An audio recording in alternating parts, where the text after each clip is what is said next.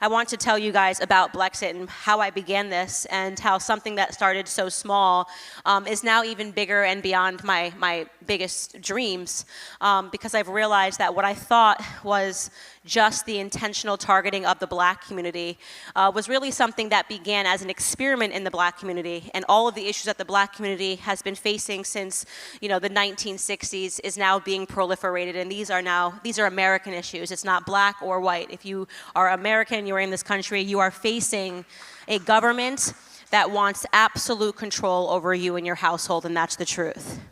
So I just want to begin by telling you guys about just that, right? How the government did this and why Blexit was started was me recognizing and waking up one day and realizing that my entire life was a lie. I went through the public school system talking about that demonic education, and it was less obvious coming up in the 90s that I was being brainwashed. I came out of the public school system, and at 18 years old, I knew a few things were definitely true. I knew that Republicans were racist, that anybody that lived in the South was racist, anybody that said y'all or honky-tonk, they were racist. They wanted to send the world backwards, right? And I knew that if I wanted to be a productive member of society, I had to align with the left. The left, progressive, it even sounds better, right? Liberalism sounds so much better than conservatism. I knew that women were suffering under men and the patriarchy, and that in order to be a woman that was appreciated in this society, I had to sort of throw off your clothes, right? Put your breasts on the internet if you want to really feel what freedom is like, and the only reason they're telling you to put your clothes on is because they're trying to make you conservative and men are trying to restrict you. I knew a lot of things, it's just that it turns out none of them were true. And it took me kind of growing up in this society, in this far left bubble of the school system, existing under the Department of Education, to make myself very miserable. And I didn't realize I was miserable because I was being told that these things would render me more free. When you hear that mother talking about, well, why are all your children saying they're non-binary and all of this? It's because I'm sure that they are learning in the same capacity that I learned when I was in school, that these isms make you more free, that it gives you an identity, right? This is who you can be in the world. It feels safe. You are somehow a better person, even though on the inside you're suffering. You're suffering from, maybe it's depression. You're suffering from the realization that you don't know what you are in this entire world. Fortunately for me, because I was raised by my grandfather, always in the back of my mind, and that's why I so do believe in the seeds of Christianity and the seeds of conservatism in our youth, because it's so much easier to go back once you've been exposed to it. Fortunately for me, I had a granddad that was no nonsense, and who I talk about on every stage. And if you've ever heard a Candace Owens speech, you know that I mention my granddad because he saved my life before I even knew my life needed saving. And that is so true of that entire generation. We know, the World War II generation and the way that they did things, the value of work ethic, right? The belief that what it meant to be a man was to work with your hands and to provide for your family. These are the ideas that we should all be fighting to conserve.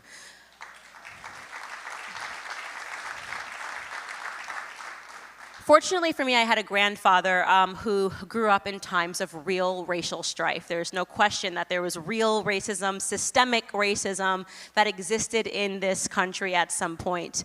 It makes me laugh so hard that they have perpetuated a lie that Candace Owens says racism doesn't exist. Nope, of course, racism did exist, racism does exist, and if you're paying attention, racism will always exist because human beings are human beings. There's always going to be a Japanese person who hates Chinese people, a white person who hates a black person who hates white people. Human beings have a component of hate that we are never going to be able to officially conquer. There's no system that's going to make everybody love everybody. That's part of the lie that the left sells you, that if you just keep giving them more money and you keep aligning yourself with their ideals, that they're going to turn this world into the magic kingdom. Actually, I shouldn't say that. Disney's creepy now.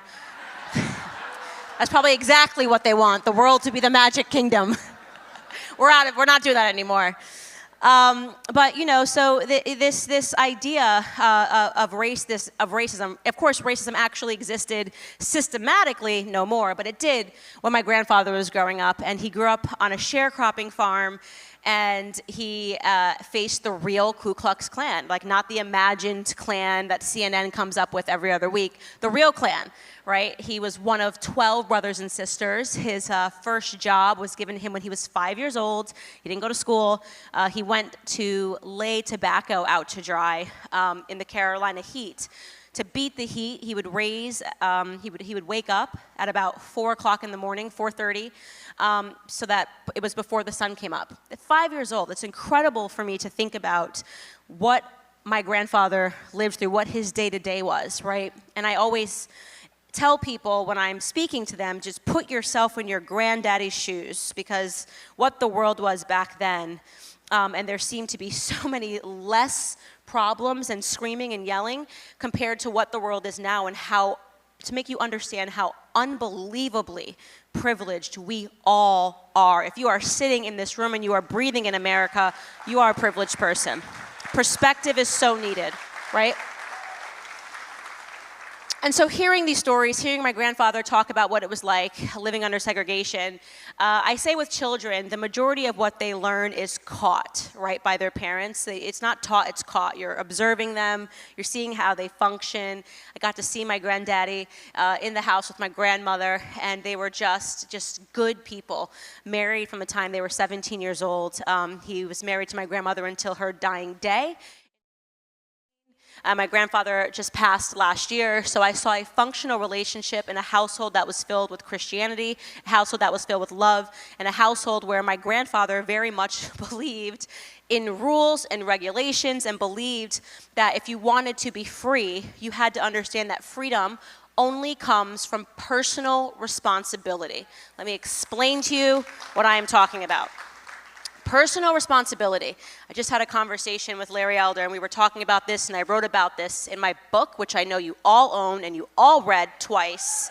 Absolutely.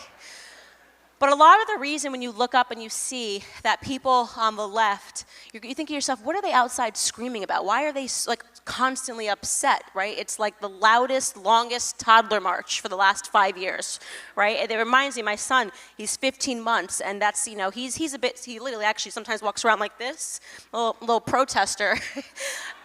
And I just think, how could you be a functioning adult in a society and do this all? Do you ever go to work? Do you have any responsibilities?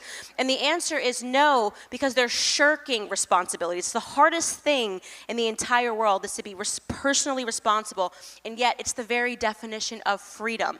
If I look at you in the face and I say, you are free, 100% you are free. First you're like, yay, that's amazing, I'm free. Imagine that. Imagine that day when the Civil Rights Bill passed and suddenly LBJ inks it, and civil rights movement, oh, you are free in society. You can do whatever you want. Imagine the first day after slavery. You are free. Go do whatever you want.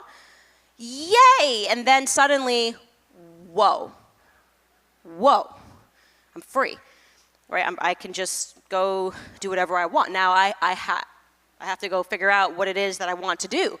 Right? I have to go figure out what it is, how I'm going to provide for my family. I have to go figure out who I am in this world. Freedom, the word feels nice, but it's hard. It is hard. It means you have to make something of yourself.